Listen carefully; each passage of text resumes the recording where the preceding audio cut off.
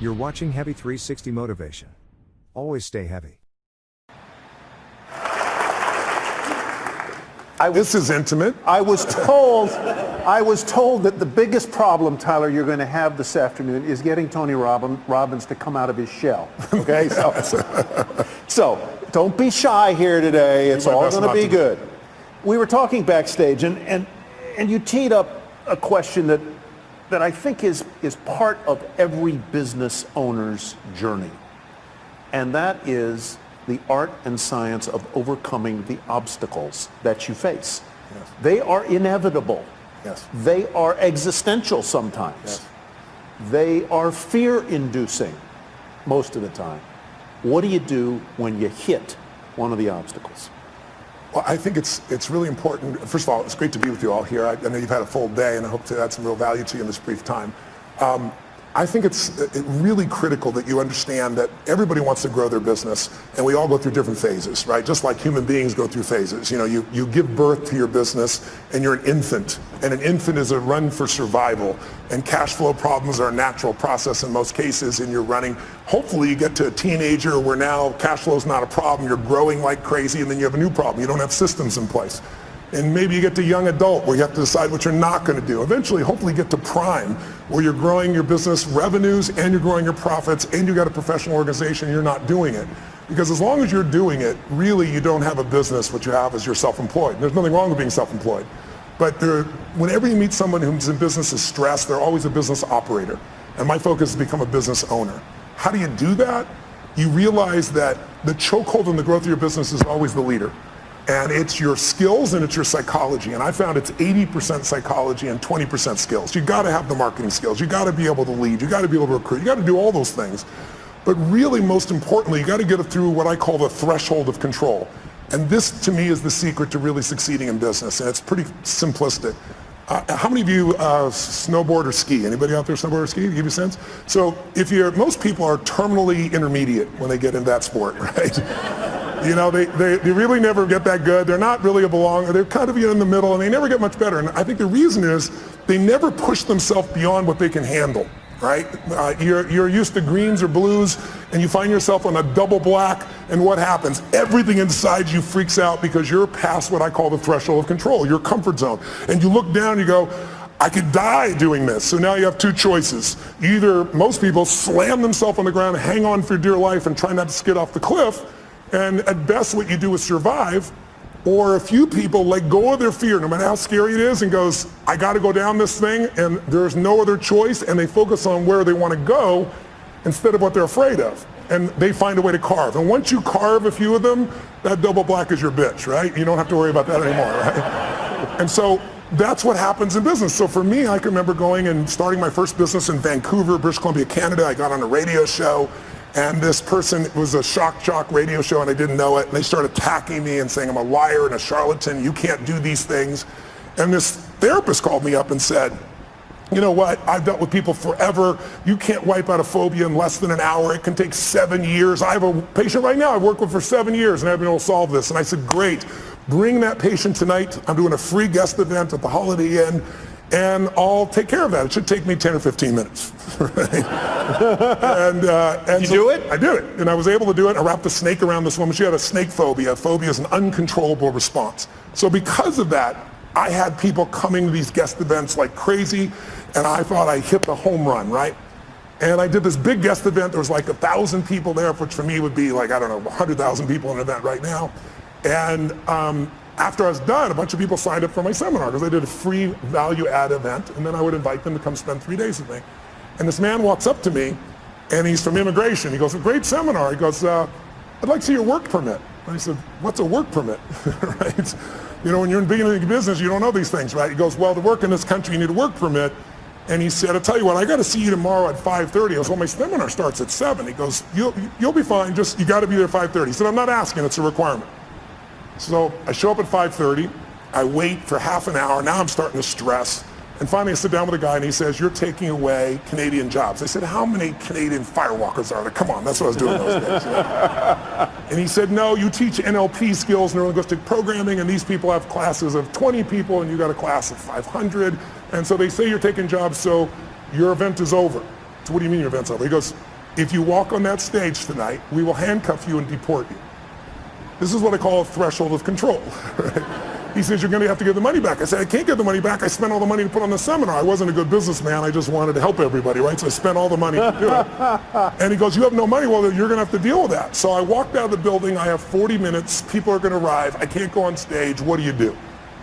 I told my 3 staff members, 2 of which were volunteers, what happened. They're like, and I said, here's what we're doing. I'm doing this seminar. And he said, you're going to go to jail. I said, I'm not going to jail. I said, how close is the border? True story. And they said, well, there's a place called Bellingham, Washington. It's about 1 hour and 40 minutes. I said, rent me 6 buses and I'll meet the people out front before they go in the hotel. This is not a problem. I met everybody up front. They said, this is a traveling seminar. It's a surprise, right? We're going to Bellingham. We're going to America. And it was a 3-day seminar. We had to go and come back each day and night for 3 days in a row. I got all but 4 people to agree to do it. And then I got to Bellingham, Washington at the Holiday Inn there, and there was like a bar mitzvah or a wedding or some stuff next door, and it was so loud you couldn't hear anybody. And so I said, just lie on the floor, close your eyes, I'm going to hypnotize you into this shit, right? You know? But so what happened was you learn how to get through that, right? And we learn how to be resourceful. When you realize that your problem is not a lack of resources, it's not a lack of money or technology or contacts, it's not. It's your psychology. Because the ultimate resource is resourcefulness. And human emotion, that's what starts wars, that's what makes a business begin, that's how you have children, that's how we end wars, it's all emotion.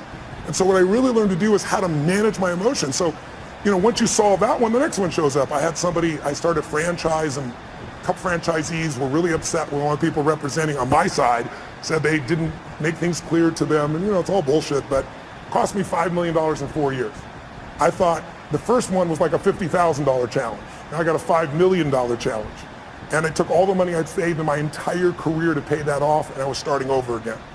And then I grew from that. And then I finally got, I had a partner in business, and long story short, they had a business that was losing $1 million a day, and he turned it around and making $1.8 billion in EBITDA. He offered me his partner, and I signed a document saying we're all joint and several. There was $40 million in debt. I figured I had $10 million of the debt to have $1.8 billion in infrastructure. And it turned out my partners, 2 of them were broke. They weren't billionaires. They had lost their money. And the other one was the son of a billionaire, and his dad had given him nothing, had $5 million to his name. So I was on the hook shortly after for $120 million when they didn't have $120 million. I figured out how to deal with that. By doing that, I eventually took my companies to this year will surpass $6 billion in 33 companies, because I made it through the threshold of control. So I want you to know, when you see these big numbers by any entrepreneur, they all started with blocking and tackling, and they all started with how do I get both the skill and, more importantly, the psychology. You can get the skill if you can get that part of you that just doesn't die, the part of you that finds the way to add more value than anybody else so you can keep growing. Where does the perseverance come from for you? Where does the indomitable spirit come from? Here, the title of your book, Unshakable. Yeah. Where does the drive come from? You did not grow up in easy circumstances. No. At all. No. No college. No. At all. No. All self-educated. Self-educated, a household that was not easy. True. Is that part of the reason that you are as perseverant as you are, as optimistic as you are, as forceful as you are? That didn't create my optimism. No, it didn't create your optimism. but maybe it was a way to I think it developed moxie. My mother was a really good woman. I didn't talk about it when she was alive, and frankly, even if she passed, I didn't talk about it until one day I was sitting in front of a group of 30 kids that were abused by their parents, and I told them that your biography is not your destiny, and you're not defined by what happened. But I could see in their eyes, a big, tall, white, rich guy, he doesn't understand. And so I told him the whole story. My mom beating me against the wall till my head bled, pouring liquid soap down my throat till I threw up. So I think in order to protect my younger brother and sister, I had to become a practical psychologist. That drove me, and I developed moxie to be able to deal with stuff. So that was the gift. If my mom had been the mother that I wanted to be, I wouldn't be the man I'm proud to be, I think. So that was the gift in it. But I think the drive part is falling in love with your customers. I love people. I've always loved people. And I hate suffering because I've suffered. And I love to light people up, and not just light them up, pump them up. I love to have them have a skill, have them a tool, have a system. When I do my boot camps each year for our business mastery programs. I guarantee everybody there on the day one you'll have $1 million of value in your opinion, or we'll give you, keep all the stuff you got and we'll give you your money back. No one ever leaves, because I know how to add that value in the business for those people. So I think the drive is, the biggest mistake I think businesses make is many businesses are started by people that you built the product you love. And that may still be true for you. Like, you built this great jewelry, or you built this great software, or whatever skill set you have.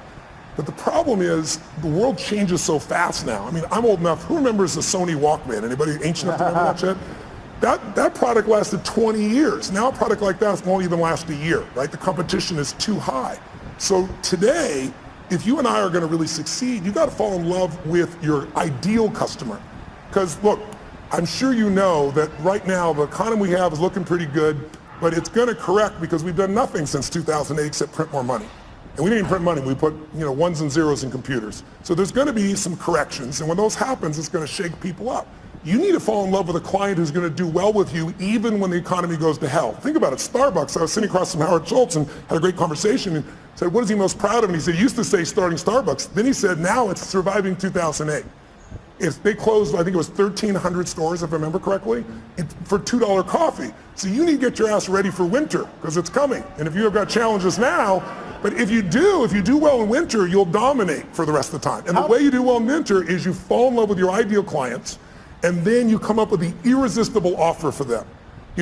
Steve Jobs created 99-cent songs, but he didn't create that shit. We all know that. Where'd it come from? Who's old enough to remember Columbia House, where you got like 10 albums for $1? Remember that? Or for a quarter and stuff.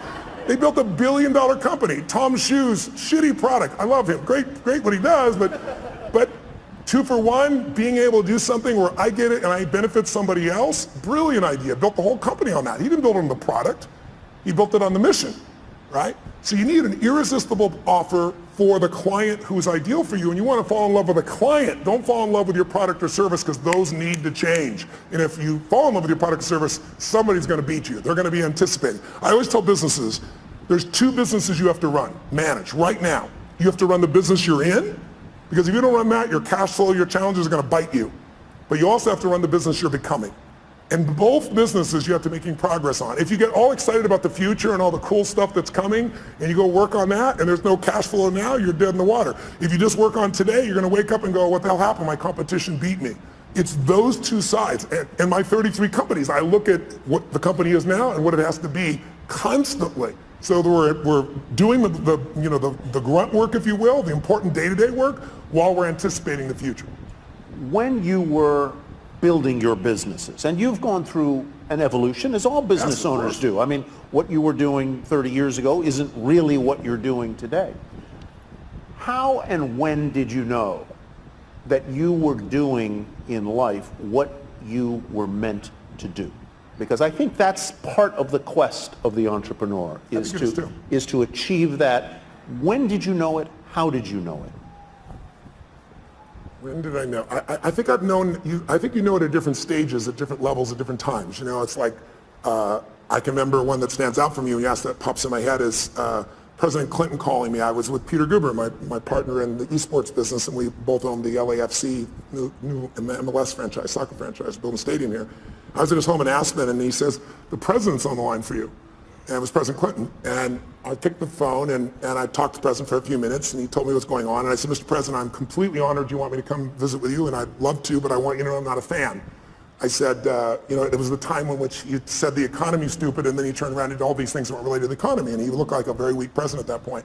And I remember Peter looking at me going, you just told the President of the United States you're not a fan. He's calling you, telling you, and inviting you to come out to Camp David. But it was great. I said, I want to be sincere. I'd love to serve you, but I'm not a sycophant, right? Yeah. And so I went there and spent time with him. And I think the moment I know that I was doing what I love was, there were a couple of people there, and they were all trying to get his attention. And he and I went for this walk, and this deer went by, and he was telling me, about all these past presidents. And he was honestly at the time complaining about how unfair things were. And I thought, this is the President of the United States, and he's effed up. And I'm 31 years old, and I got to help this bastard, and then that night he wanted me to stay, and it was New Year's, and I left Aspen with my family and Peter, and I promised my family I'd come back, and I said, no, I promised my family, Mr. President, I said, I'd be happy to work with you in the future, and I left. Leaving the president when everybody else stayed was a moment I realized I'm doing what I'm really supposed to do. I've kept my priorities straight. My family's still number one. Making contribution is number two. I'm able to play on the scale that's global, and I'm able to play on the scale that matters most, which is local and family. I think that would be a moment that sticks out for me. I don't want to spend a lot of time on this, but since you brought up the subject of presidents, I have to ask you about the current president. Yes. Walked right into that one. Have you advised him? And if you haven't, how would you help him? Brain transplant? No, just kidding. Look, I know the president quite well. I've known him for many years. I gave him his first big speech. I might be to blame. He wrote about it in his book. He thought he was coming to speak to 200 people in my seminar with 10,000 people, and he just kind of lost it a little bit. And then his number one piece of feedback on how to succeed was get a prenup. And I thought, oh my God. And I know Mrs. Clinton. I know Mrs. Clinton very well as well. So I had a great difficulty in this last election because I felt like both parties lied. And I think that's extremely hard. I mean, everybody tells white lies, but some were pretty exaggerated and obvious on both sides. And so I found it was the more difficult time. I help people on both sides of the aisle. I don't talk about who I help unless they talk about it publicly. President Clinton shared, he called me one day and said, I got this overhead speaker, the president's calling him. It was in my offices, and big offices and 2 floors. And I went to pick up this phone, and sure enough, it's the secretary, and the president's waiting, and he says, Tony, they're going to impeach me in the morning. What should I do? I was like, could you call me sooner? It's tomorrow morning, right? What the hell are you going to do, right? So, he said, what should I do? And I said, the answer is not what should I do, you're asking the wrong question. First question I'm going to ask is, what do you want? Do you want parents, moms, dads to have their kids look up to you? Or do you want to just stay in office? I mean, it's a different outcome. I said, if you want to stay in office, I said, easy for me. I'm not a lawyer and I'm not in your position, but let's be honest, you're never going to get thrown out of office. There's too many votes on your side. So I said, you're going to stay in office if you do nothing. But I said, if you really want to be respected, I said, you can share the truth. You're a lawyer without putting yourself at risk and still get more of the truth out. And we had this great conversation. He said, man, that's exactly right. That's exactly what I do. So I'll call you back. I'll call you back in 20 minutes. So I'm waiting 20, 30, 45. About an hour later, the secretary calls me and says, President wants you to know he's still resolving things. He wants to get back to you. And then another 30 minutes went by, and I'm thinking, I'm affecting history here, right? And then I saw him standing with all the Democrats beside him just saying, nope, we're going to kind of keep the same component and went through things. So over the years, I've had a chance to work with people on all sides. And what I think about the current president is he's a terrible communicator, but I think he actually has some good ideas. And I also think he's communicated so poorly, and our world is so divided that now anything he says is seen through that filter. If I think you are the nicest man in the world, it totally controls my experience of you. It has nothing to do with you. It's my belief. If you treat me mean one day and we're best friends, I'll probably go, you're having a bad day, right? If I can't resolve it with you. Mm-hmm. And who's ever had a bad day where you hope somebody else thought that about you, or you were just having a bad day, right? Yeah. So, but if I think you're a manipulating bastard, and I'm wrong, but I believe it, and you don't treat me mean, you treat me real nice, what's the first question in our mind? What does he want? So your questions, your belief, your emotion, your experience has nothing to do with life. It's shaped by what you believe. And most of you believe what you believe not by interacting with these people personally. You're doing it through the media. And the media is a great component, but everything is sound bites. And let's be honest, it's no longer about informing you. It's about startling you. Informing you will never get your attention. There's too much. We got oceans, people say that we're living in an information society. That's total bullshit. The information society died a long time ago, right? We're drowning in information. We're starving for wisdom.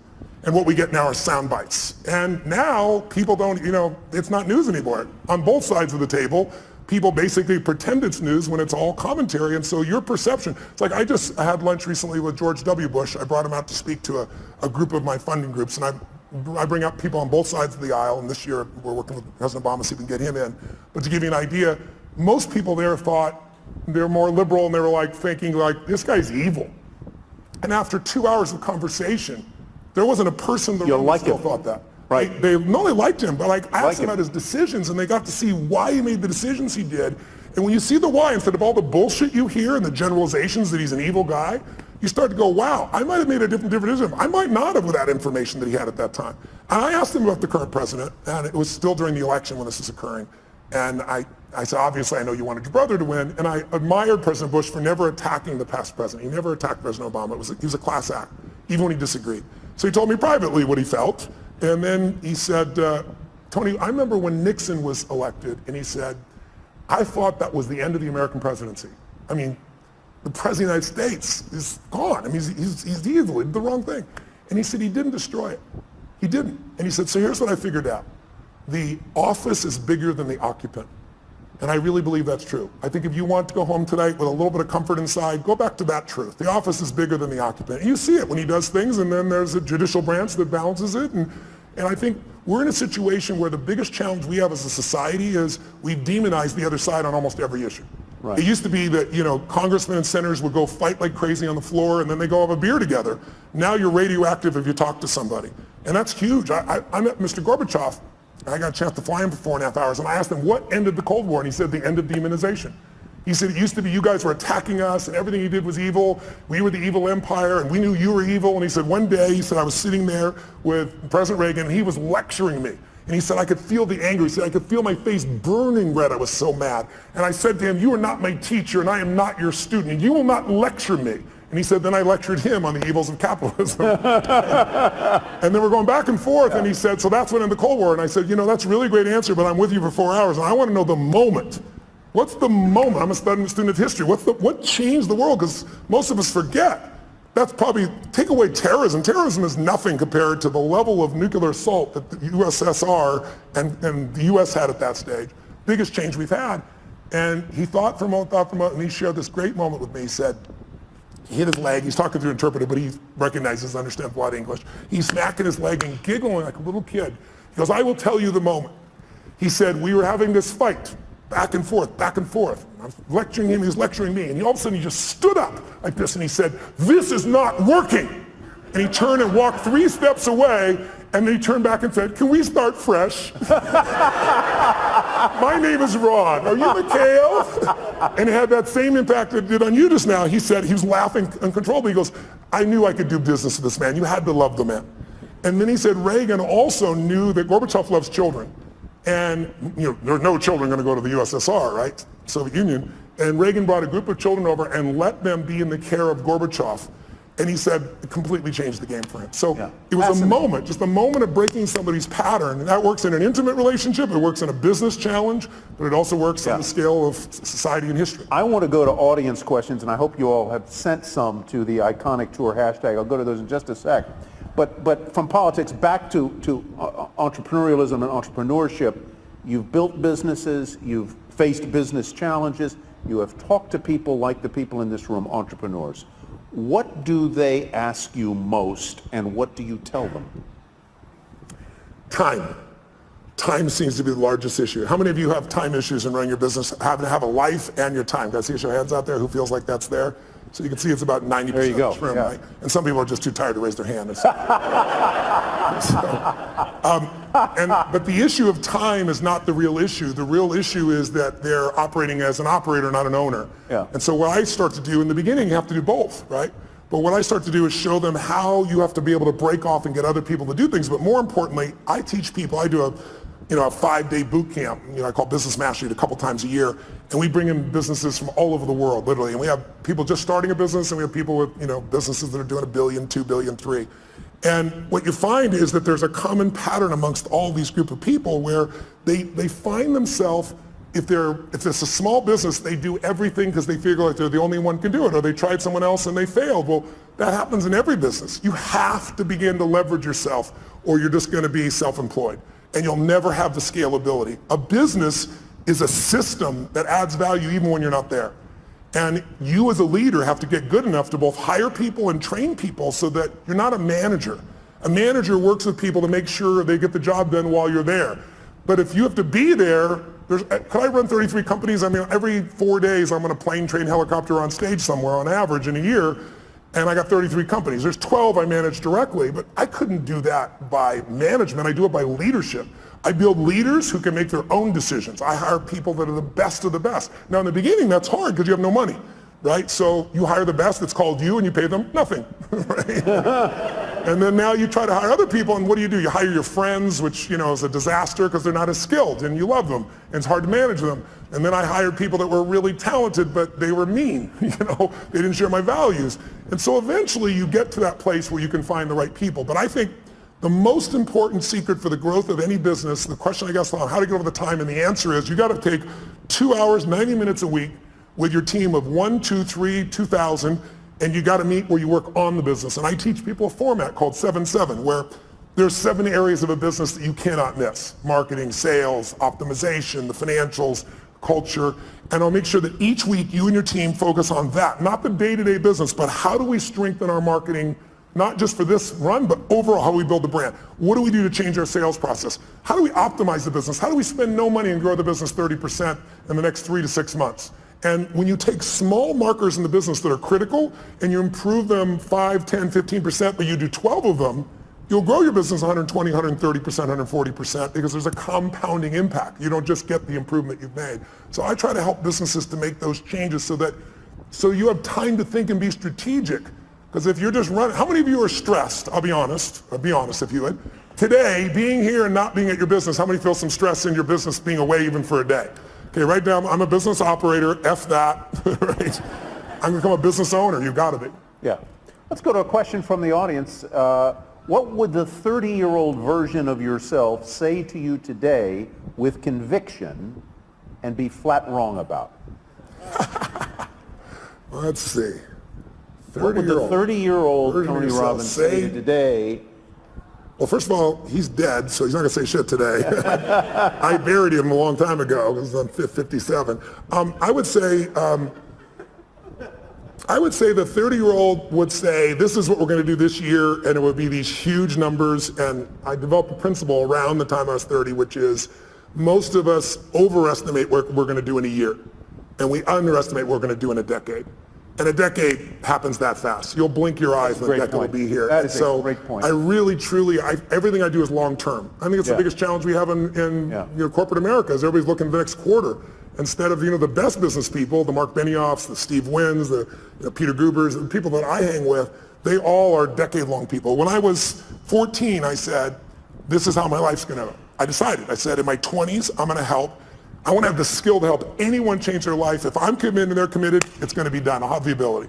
So I got to build to that, which I did. And then I said, in my 30s, at 14, I said, I'll do that with groups of people instead of one-on-one. And then in my 40s, I'll do it with big groups. In my 50s, I'll do it with companies. In my 60s, I'll either do it in government as a servant there or in a religious context, because I'm a spiritual person, but I don't tell people what to believe religiously. But at that point, I've lived long enough, maybe I will. Would you ever run for office? Before I would have said yes. Now the answer is no. I've served on both sides of the aisle, and it's not really about the office. It's about fundraising right now so much of the time. And I would not do that unless I ran with my own money on maybe a small number of friends. But at this stage, I think it would disrupt my wife's life so much. Yeah. I'm a very public person, and she's not, and I feel bad for her, so I don't think that would be the right direction. Let's go to Jeff Conlon's question. If mindset is the key or a key, how do you shift your mindset? I was going to ask a question that's related to that, and that is, you're now, well, you say you're top of the world, but you're a confident guy. What do you do? What do you do when you have self-doubt? And that's sort of, how do you shift your mindset? How do you deal with self-doubt? I don't have a lot of it at this stage, but I... Shocking! I'm being honest, right? I think self-doubt is, instead of self-doubt, I would say questioning. I think it's critical to question, but at certain stages. If you're questioning all the time, you have nothing but fear and doubt, right? You only believe something because you don't question it, right? Someone tells me, oh, so-and-so, talk behind your back this, and you go, no, they're my friend, they'd never do that. Your belief, you're certain they're not going to do it, so you don't even entertain it. But if 2 or 3 people tell you that and they go, wow, could John really be doing this behind my back? And you start questioning it. Have you ever done that? You've been upset with somebody, you confront them, and then you find out it's all bullshit, they didn't do anything wrong, and you feel like an idiot? So for me, I think there's a time to question. And so I organize that. When I'm beginning something, I do that. And my investments is a perfect example. If you look at somebody, like Richard Branson, for example. Richard is this giant risk taker, right? But he's got one question. He questions within himself and everyone else. How are we going to protect the downside? It's his number one question. You never believe it because the guy risks his life. When it comes to investments in business, he doesn't risk anything. He told me when he was building Virgin, he's taking on British Airways, and it's a giant outlay of capital. I mean, this could literally bankrupt him, and everybody said it would. So he said, okay, how to protect the downside? And he negotiated with Boeing for 1.5 years and convinced them that if he went out of business, if he was wrong and lost his business in the first 2 years, he could give back all the jets and have no liability whatsoever. So his whole focus is asymmetrical risk reward. How do I take the least risk with the most upside? If I was going to say anything to entrepreneurs in this room, the illusion that you've been taught is that great entrepreneurs take giant risks. It's total bullshit. There are some exceptions that have, and they've gotten lucky. But if you look at the ones that consistently succeed, they know the upside will take care of itself. They focus on how to protect the downside, and they take risk where they know I'm taking a limited risk for an unlimited upside. So if I'm wrong, I'm still okay. You know, I work with Paul Tudor Jones, one of the top 10 traders in the history of the world. And Paul, I've worked with him, I've coached him now for 24 years. He hasn't lost money in those 24 years on his own personal trading. And during that time, I've learned so much from him. And the biggest thing I learned from him was this asymmetrical risk reward, that when he risks $1, he wants to be certain he's going to make $5 where he doesn't risk the $1. See, most people risk $1 to make 10% or 20%. You won't do that. If you do that, you're going to go broke. Because here's what happens. You risk $1 to try to make $5 and you're wrong. Risk another $1, and if you win, you still win big. You can be wrong 4 out of 5 times and still break even. That's how the best in the world do it. They don't do it by taking these gigantic risks where everything's on the line, and if it doesn't go perfectly, you're out of business. That's why most businesses go out. You want to think of asymmetrical risk reward. Tudor Jones, curiously, as an aside, was a classmate of mine at the University of Virginia. Wow, that's awesome. I met him there. He would never never remember me, but a fascinating guy. Another aside, because you mentioned he's a hedge fund manager in Connecticut. You did a brilliant interview with Ray Dalio for, I believe it was Facebook, not long ago. Yeah. And his book is really terrific, called Principles. I recommend you all go get it. It's very, very good. It's one of the greatest business books I've ever read, because if you don't know who Ray is, most of you know Warren Buffett.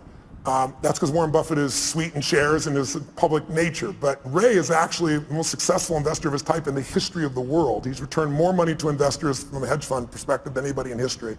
When I met Ray 10 years ago, you had to have a $5 billion net worth for him to talk to you. You couldn't be a billionaire, that's too weak. And you had to give him $100 million to start. Now he won't take your money no matter who you are. When I went to go interview him the first time, the Prime Minister of China was talking to him on the phone. He was coaching China on what to do with their money. That's how brilliant he is. Yeah. Hedge fund people, if you're familiar with rich people give their money to hedge funds, a big one might be, let's say, 20 billion. He's 160 billion. But go get his book. He flew down to Palm Beach to my home. And it's called Principles. He said, I want you to be the first person to interview me and do it on Facebook Live, so I did.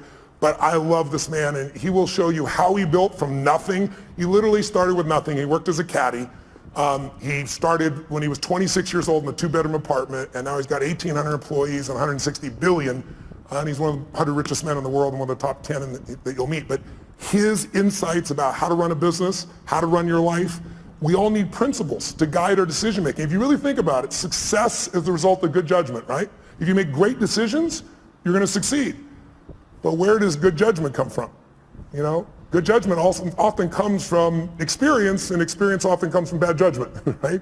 So what I found is the way to speed it up, the way to have less of that bad judgment is I got to think about that for a minute. That's good. That's true, though, right? Good, yeah. So I found the way to speed it up is not learn through my own experience, but learn by modeling others, compress decades into days. So if you can get in Ray's head, now Ray's been a very private man for the last decade and a half, but he's 68 years old. He's a good friend, and he's entering this stage where he now wants to go public for a short time, give everybody he knows, and then disappear because he feels an obligation to give back to the society and human beings that have helped him to succeed. Yeah, so go pick it up. It'll be fantastic. We had him at another event, and he talks about this idea of radical transparency and how he runs his business. It's a very different, I'm not sure it would work for every business, but it certainly worked for him. Let's go to Satori's question. With so many people wanting your help, what are the factors for you to select whom you privately train or mentor? You're a busy guy. You've got a time management thing. Yeah. I'm sure a lot of people would like a piece of Tony Robbins' mind. Yes. How do you decide whom you're going to help? Well, first of all, I try to do things online. Like there's a zillion things on YouTube, so no one has to spend any money. Anybody who wants to be inspired can do that. The only thing I don't like about that is it's random. Mm-hmm. I'm a system guy. Like I know how to take you from here to there. So I have products that can do that for people. And then I have events, and the events have gotten bigger and bigger. Now we do 10,000, 14,000 people in a weekend. And so anybody can go. Who I coach are people that I know by touching them I can touch millions more.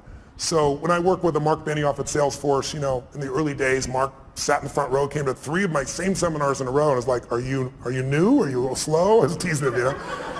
And Mark's as big as I am. He stands up, I'm looking at this guy eye to eye, and he goes, you know, my name is Mark Benioff, and because of you, you finally pushed me over the edge. I'm gonna start my own business. I'm leaving Oracle. I'm gonna start this company called Salesforce.com.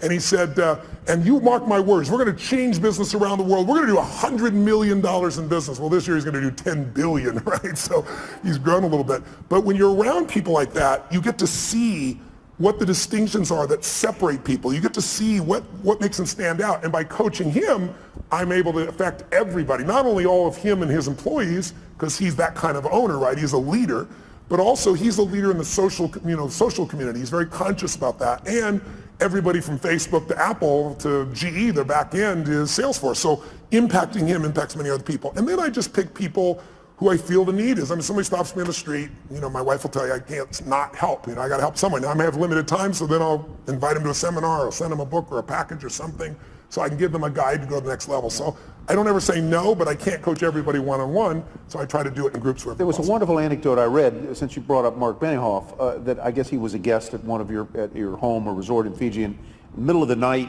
you get, he and all of the other guests, this goes to the question of how do you overcome your fears. Tell that story about Benioff jumping into the river and what you didn't tell him about the river. Okay.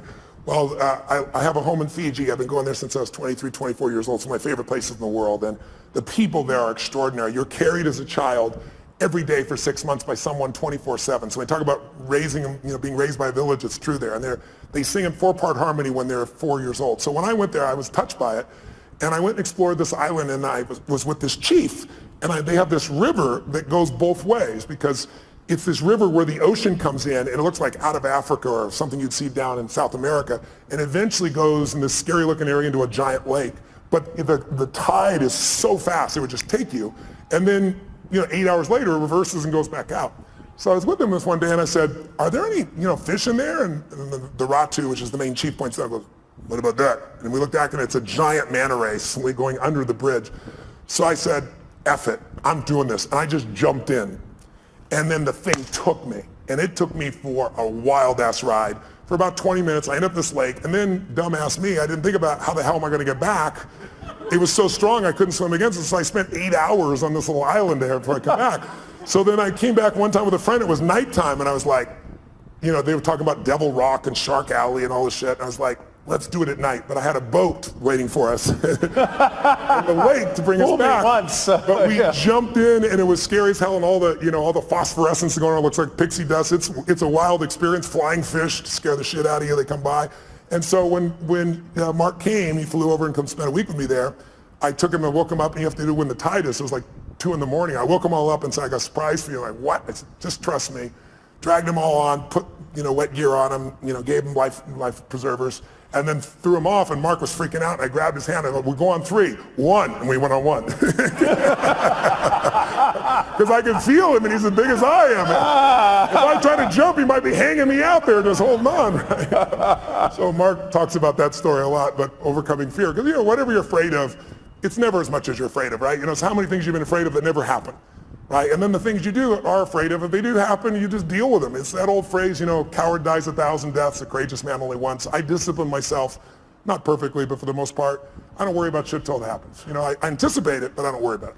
If state is everything, I assume that means state of mind. How do you stay in a great state of mind 24/7? Should that even be your goal? I think it's worthwhile to have as a goal. I don't think it's realistic 24/7 whenever having any blurps, because we all have a 2-million-year-old brain. Everybody in this room has that, I do too, and it's not designed to make you happy. It's designed to make you survive. So if I said to all of you right now, what does that brain look for? It looks for what can hurt you, and it exaggerates it. And since there's no saber-toothed tiger now, it says, what are people thinking of me? Will my business make it? Do I have enough money? And these are all easy things to solve, but our reactions in our gut, when we let the fear part of our mind take over, that basically the survival software, if it runs you, you're in trouble. So a few years ago, I actually lecture on this now. I say, you need 2 skills to have the quality of life you want. If you want an extraordinary life on your terms, whatever your terms are, you need to master the skill of the science of achievement. You got to figure out, how do I take what I dream about and make it real? And it's a science. And you can model other people, and you can learn, you can speed up. I've spent my lifetime doing that. But the second skill, and the one that most people don't give enough value to culturally, is more important. And that is, you need to alter, if you want an extraordinary life, how many people do you know that have achieved it? How many have done this? Who's achieved a goal that was a big goal? You worked your ass off and you achieved it. And then your brain went, is this all there is? Who's had one of these moments? Yeah, almost everybody. And that's worse than failing, because we're all achievers in this room, right? So if you fail, what are you going to do? You get back up, you try another approach, you're going to eventually succeed. You know it in your gut if you're really driven. But if you succeed and you're miserable, now you're what I call technically screwed, right? I mean, because if you're not happy with what you got, I mean, failing, you can get up and do something new, but succeeding, where do you go? So I really believe, you look at somebody like say, Robin Williams. I think the loss of him is one of the greatest losses we had. He's loved worldwide. I asked people all over the world last year, in China, I asked them in Japan and Sydney, Australia, throughout the US, how many of you loved, don't raise your hand if you liked him, how many of you loved Robin Williams? I'm curious. Keep your hands up, look around the room. Like 98%, only 2% assholes that didn't like Robin Williams in this room. But when I say this, I didn't say like, I said loved. And so here's a guy, was he an overachiever? He came to Hollywood, everybody comes to Hollywood. He said, I'm on my own show. Yeah, sure you are, buddy. Who's old enough to remember the show? What was it called? Mork and Mindy. Mork and Mindy. It's old people in this room, clearly, right? He does Mork and Mindy, but he also makes it the #1 show. Then he says, I'm gonna have a beautiful family. He does that. Then he says, I want to make more money than I can spend. He does that. Then he says, I want to make movies. He does that. Then he says, I want to win an Academy Award for not being funny. His #1 skill. And he did it. And then he hung himself in his own home, leaving his wife and children to find his lifeless body. How do you explain that? I'll tell you the answer. He made everybody happy but whom? And his wife said he had Lewy bodies and upsets in his brain. That's all true, but he used drugs and alcohol his entire life. He suffered his entire life, made everybody happy but himself. And so I love the guy.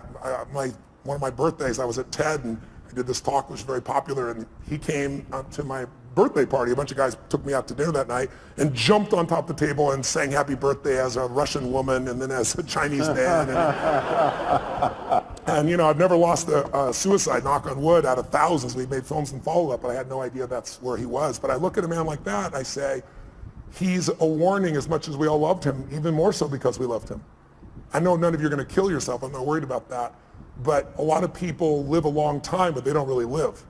You know, because they let their stress and their frustration, you know, I always say achievers don't get fearful. We're all achievers, right? We don't get fearful, we just get stressed, right? Stress is the achiever word for fear. Because when I say to you, what are you stressed about? Well, I got to do this, I got to make this thing happen. What if you don't? Well, I got to. Well, what if it'll fall apart? What if it falls apart? Then it'll fail. What if it fails? Then I'm a failure. What if you're a failure? And now if I follow the trail of your stress, it'll take me to your deepest fear. And the only way to have your life work is to face that fear and push through it. What is courage? Courage does not mean you're not afraid. It means you're afraid and you do it anyway. You're scared shitless, but you do it anyway. And I think if you're going to succeed at the highest level, you've got to face those fears. Leads right to the next question. Based on your experience, what are the top 3 characteristics to have in order to be successful? For these type of people, what does success look like? What does it feel like? What are the characteristics that can get you there? What success looks like and feels like is different for everyone because we all define success in a different way. So I leave that to them. But what does it take to succeed? That I can tell you because I could be an idiot at this point. But when you've been with 50 million people, 4 million in live seminars for days and nights and days and nights, I know that whatever we do, it's a result of our patterns. It's not us. There are certain patterns that'll make you angry, they'll make you frustrated, they'll make you pissed off. And there's certain patterns of thinking and feeling and using your body that'll make you playful and fun and grateful and excited and passionate. And if you think it's you, because you've done a pattern so long, it's hard to change yourself, but it's easy to change a pattern. Where do the patterns come from? We learn them through our conditioning. When you first are born, you can do anything and you're loved. You can, scream, yell, go to the bathroom in your pants. Try that when you're 30, see if it works, right? But you learn very quickly as time goes by, your love for nothing as a baby, right? Your love no matter what you do, because your mother's, got oxytocin. She's drugged, natural drug in her body. Men get it too, but women get 10 times as much. That's why a healthy woman cannot leave her child. A healthy man can, but a woman can't. Right? She's biochemically healthy. And so you look at this and you say, what are the 3 things needed? I can tell you what they are. The number 1, I love intelligence. I love wickedly intelligent people. I try to hire as many of them as possible, learn from them. But what's more valuable than intelligence is hunger.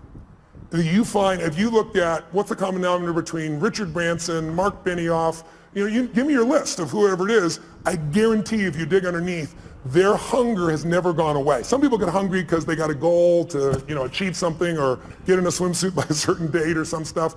But that's not an identity change, right? These are people that are like myself. I'm hungry today at 57 more than I was at 26. I feel in me. And when I say hungry, I'm hungry to contribute, to learn, to grow, to make a difference. I'll never settle less than I can be or do or share or give or create.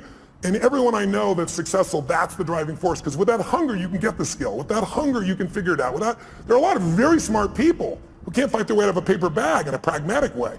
And they got, great transcripts and shit like that. I went to Harvard one time and I spoke, and right before I spoke, they had voted at Harvard Business School to not release anyone's transcripts to the recruiters of the businesses coming in, to block it. And the argument was, your education is more than just your grades. And I went berserk. I got up there, first of all, they said, Tony, I expect to be, 1,000 people there, a couple thousand people there. And they said, no, Bill Gates was here. We had 300 people. It's going to be much smaller. But we ended up with about 1,200 people, standing room only. And they gave me 30 minutes. And of course, I went 3 hours. I did. No one left. But one of the first things I did, I said, what is this bullshit I'm reading? This was in the paper that day. I said, listen, I'm not trying to be disrespectful, but you've been disrespectful to each other. I said, if you're not willing to show your transcripts, I agree with you. Your career, who you are, is more than just your degree here. But you chose Harvard for a reason. And there are people here that have worked around the clock and gotten, 4.0, and you got yourself a 2.6, and you're going to block them because there's more of you than the 4.0. It's not going to work that way when you get in business. When you get in business, you guys who are doing this right now, you're going to be judged on one thing, results. And your grades are the results in this context. And if you think your grades are not it, then convince me as the interviewer that the grades are a part of it, but there's so much more you've done. If you can't do that, you're never going to make it. I said, you guys, anybody voted for that? Just count on a future that is full with pain. And the room was like, it was pretty intense, I guess. I thought it was pretty soft, personally. And then all of a sudden people stood up and they did a standing ovation, and people said, this is bullshit, because this is what happens sometimes in a democracy. Sometimes in a democracy, the lowest level standard is what becomes natural. We're seeing it right now on the political side. We're seeing people that are, in Berkeley, the home of free speech, people throwing things, burning things, destroying things, who are supposed to be liberals who should be open for open speech. And then you see conservatives that are just as dumb, saying things that are inflaming people. It's not one side or the other. It's us as a society. We got to shift it. We got to go from demonization to saying, let's say it's a fight over guns. Very emotional fight. What's the problem? We demonize each side. Nobody in this room, whether you're pro-gun or against gun, whether you want gun regulation or not, there's nobody in this room that doesn't want their children or their friends or their family safe and protected. We just disagree. People disagree on how. And if we can start with what we agree on, we can actually make progress. But today, there's no progress because we now also augment this with social media, and we augment it with the regular media. And think about it. The media is not here to inform you. They're here to startle you. We all know if we say something inflaming, you're going to talk about it, share it on social media, and they get a multiplied effect. It's all about advertising. So you have to really discern yourself today. You have to understand it's the Wild West, not only on the internet, but on television as well. And you have to decide, if you're an independent thinker, what is really right, and maybe be part of the solution instead of another person that attacks the right or the left, Donald Trump or whoever it is that you'd be attacking. There's lots of people that are easy to attack, but attacking doesn't change or improve anything, in my opinion. We gave you 45 minutes. Would anybody here mind if we went a little longer? Would you mind if we went a little longer? Sure. So let me... 5 or 6 more hours? Yeah, 5 or 6 more hours. We'll bring the bar inside is what we'll do. But I want to finish what I said just for 1 second. Yeah, please I want to answer this person's question, which was 3 things. Oh, 3. We got through 1, hunger. Yeah, okay, let's get fast. 2 and 3. Hunger is the number 1. I think the number 2 is having a mission larger than yourself. Because it's kind of like having a child, right? Having a child is a very exciting thing, and then you have a child and you go, what did I do? Sometimes, right? Same thing with a business, right? You've got to really be able to have something you're doing it for that's more than you, because in the early days of the business, it doesn't really make you any money, and you work your tail off. So you need pride of ownership. You need joy. You need a mission. And I really believe until you find something that you care about more than yourself, you'll never discover what you're capable of. Because we'll all do more for others that we love or respect than we'll ever do for ourselves. That's part of the beauty of being a human. Most of us do more for our kids, for example, than other people. And then I think the third thing is, you got mission and hunger, is you really have to become obsessed with strategies. Because strategies can save you so much time. The wrong strategy, I'll give you a stupid metaphor. If you said your number one goal is to see a sunset, and then you start running east as fast as you can, I don't give a shit how positive you are. I don't care how hard you work. I don't care how long you've been putting into it. You got the wrong strategy. But the right strategy in business and in life can save you a decade. And someone else may have spent, again, a decade figuring it out through trial and error, and then they figured it out. You might be able to learn it in 6 weeks or 6 months or 6 days or 6 hours. So I think that would be my third element. So let me ask you a question that may be a little off point, but I hope helpful. A lot of people in this room and a lot of people in the world want to follow their passion, okay? But they've also got to put food on the table and pay the rent and pay the bills. How do you do both at the same time? How do you have your mission, have your passion, and do that when you know the world is a tough place, hard to make a living, hard to pay the bills, places expensive? How do you do that? How do you thread that needle? Well, it depends on who you're dealing with, right? If the person is entrepreneurial and they ask me this question, I always tell them, you've got to take care of your kids, you've got to pay the bills. And I said, but, tell me when you work. And they tell me, well, I work, 9 to 5 or 8 to 5 and I'm exhausted and everything else. I said, well, what are you doing with the other 8 hours? Because that's what I did. I worked as a janitor all night long, middle of the night, everything else. I could compress time there because it was based on results, not time. So if I could do a great job in shorter time, I had that time. But then, what I start doing between, 7 o'clock at night and 2 in the morning, which is pretty much the time I worked, that's when I was developing myself, getting the skills, learning, educating, starting the business. So I think people just have to realize it's a gut-wrenching process. Entrepreneurship is not for everybody. Most people fail in entrepreneurship. The vast majority fail. 96% in 10 years, but what happens after 10 years? All clear sailing after that? Anybody remember Lehman Brothers? They ran a century. They had gross revenues over a century of more than $1 trillion with a T dollars. That's what went through their bank accounts over that century, and they're gone. So I don't think it's right for everybody. I think you have to really be clear, is your personality the right personality if you're going to begin in this area? And then if you're going to work for somebody else, you can still become financially free, but that means you got to stop being a consumer and become an owner under entrepreneurs. You want to own businesses, right? Get out of just being, don't just own an iPhone, own the company, but not just Apple, obviously. But how do you keep your energy up and your enthusiasm up? How do you do it? I'm wired for it. It's my nature to some extent, but also the other part is I get to see results. Who here has been touched by my work before? I'm curious. Anybody in this room? So look around the room, and how's it hard to be inspired when I'm in a room and a third or 40% or 50% have used my work? And so people come up to me every day, dozens of people a day if I'm traveling, and they tell me the most amazing stories. Outside my children and my wife, that's probably the greatest gift of my life. I never get tired of hearing it, and it just makes me want to deliver more, give more, have more impact. Yeah. You get the last word. Tell them what you want them to know. Well, if you're entrepreneurs out there, here's what I'd say to you. I'd say, don't be so damn hard on yourself.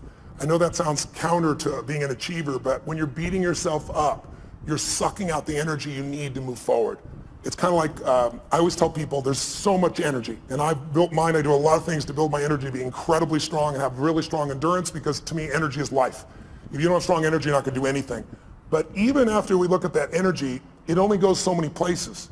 So if your energy is being caught up, if you take energy in a business and you pour it into external marketing, going out and reaching people and adding value, that business is going to grow. But if there are inner conflicts in that business between people, then the energy is being sucked in here and less energy is going out there. The business is going to have problems. That's also true of you. If you allow your disappointments to create these inner conflicts and fears and you let them run wild within you, they're going to suck the energy out you need to go to the next level in your business. You have to discipline your disappointment now. Mine is the 90-second rule. So watch this. Try something real fast. Look around this room. I'm going to give you a test. Look around this room and see everything that's brown. I'm going to test you in a moment. Look behind you, look around you, look at clothing, look at people, look anything that's brown. Brown, brown, brown, brown. Record it in your mind. Close your eyes. Now, with your eyes closed, tell me everything you saw just now that was red. If you see more brown than red, say I. Open your eyes, look for red now. Really look for red. Look for it anywhere you can find it. Look around you, look beside you, look at the front, the back. How many found more red this time? Raise your hand if you did. Say I.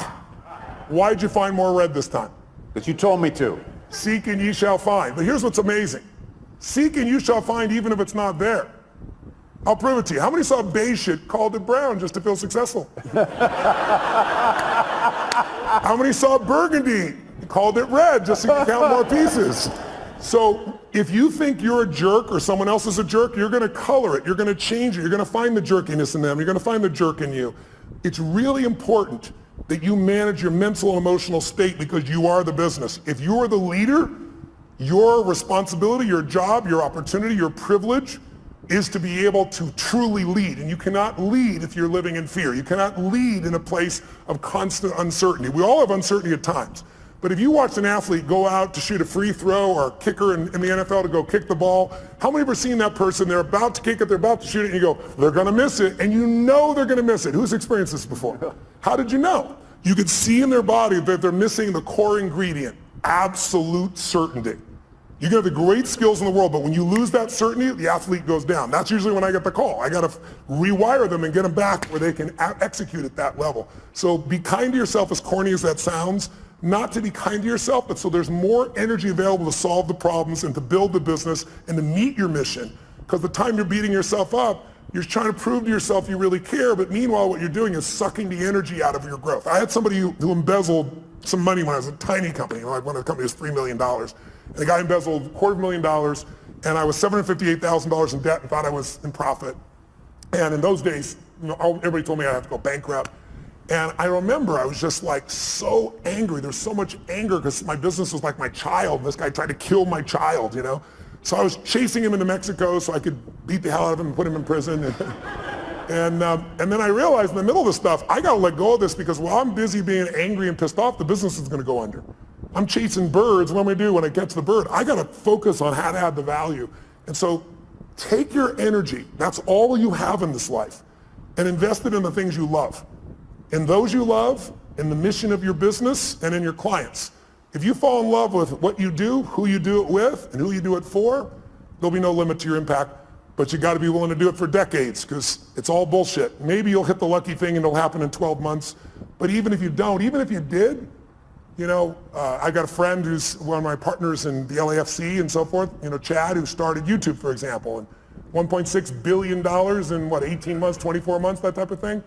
It's not always the best thing. Because ultimately in life, whenever you meet people who have succeeded, almost always we talk about the toughest times and laugh and remember, because in order to have a foreground, you need a background. And to appreciate the foreground, you need a background. So I found that the most difficult times have been the best times because they've made me appreciate what my life is like today.